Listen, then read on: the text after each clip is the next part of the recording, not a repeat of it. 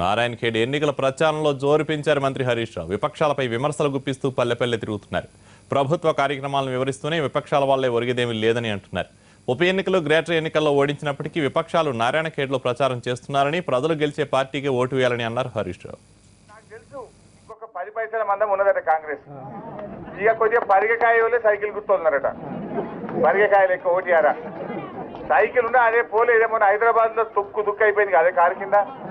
మొన్న ఏమైంది హైదరాబాద్ లో 100కి 99 మనం ఒక్కటి వాళ్ళు ఒక్కటి అంటే అది కూడా ఎందుకు ఇచ్చారంటే ఇక దిష్టి తగ్గుతుందేమో అన్ని మనకి ఇచ్చాను ఒకటి వారేసారు కాదా.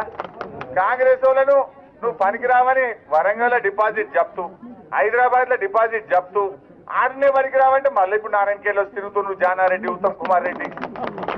అరే హైదరాబాద్ లో చెల్లని రూపాయి నారాయణఖేడ్లో చెల్తుందా గాడనే చెల్లది చెయ్యి గుర్తోలు సపరేట్ ఇంత కూర్చొని రాయా అంటే మళ్ళీ బయలుదేరు నారాయణఖేడ్కు. జర దయచేసి ఆలోచన చేయండి. మా అక్కలు మా చెల్లెళ్ళు ఇలా చదువుకోవడానికి మనూరులో జూనియర్ కాలేజీ లేదు.